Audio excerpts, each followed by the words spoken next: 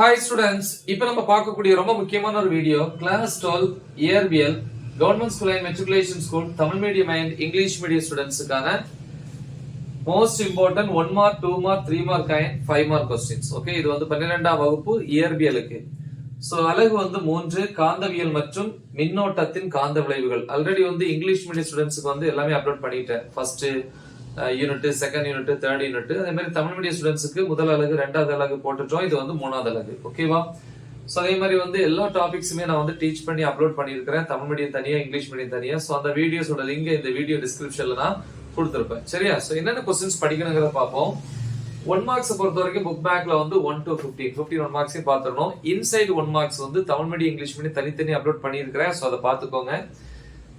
தென் 2 மதிப்பெண்களை பொறுத்த வரைக்கும் புக் பேக்ல क्वेश्चन நம்பர் 1, அதாவது வந்து இது ரோமன் லெட்டர் 2ல வரக்கூடியது புக் பேக்ல.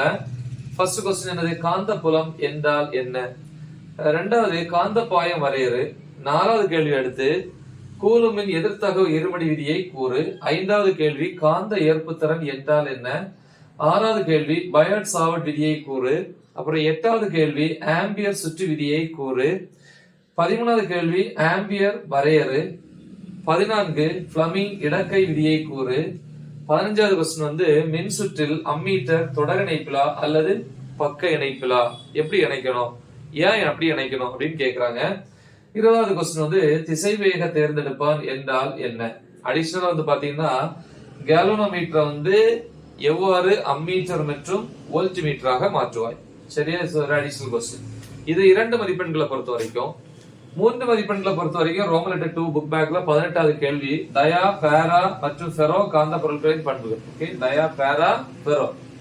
சோ இந்த டயா, பேரா, ஃபெரோ தனித்தனியாவும் கேட்கலாம். ஓகேவா? அடுத்து ரோமன் லெட்டர் 3ல 4வது கேள்வி காந்த ஊசியின் மீது திருப்பு விசை. ஓகே, சீரான மின்புலத்தில் வைக்கப்பட்ட காந்த ஊசி அல்லது சட்ட காந்தம். ஓகே, சோ அதன் மீது செயல்படக்கூடிய திருப்பு விசைக்கான கோவை.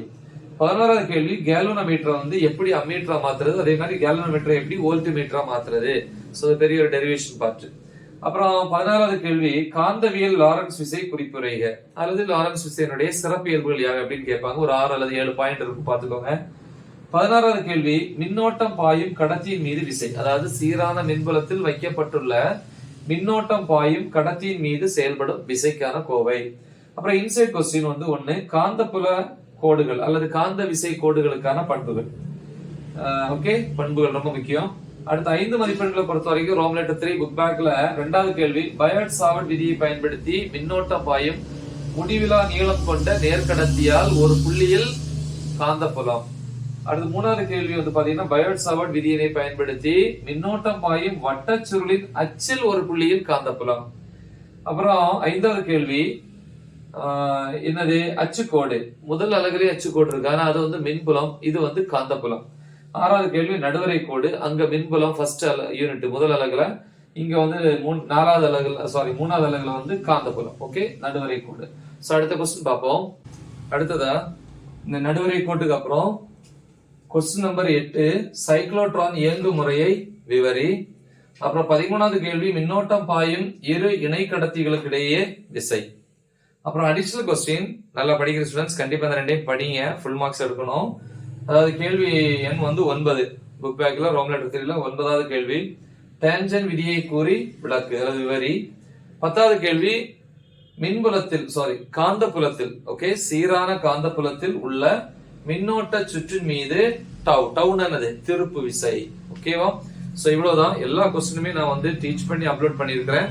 சோ அந்த வீடியோஸோட லிங்க் இந்த வீடியோ டிஸ்கிரிப்ஷன்ல கொடுத்திருப்பேன். நல்ல தெளிவா பிராக்டிஸ் பண்ணுங்க. மறக்காம இதை உங்க ஃப்ரெண்ட்ஸுக்கு ஷேர் பண்ணுங்க. All the best. தேங்க்யூ.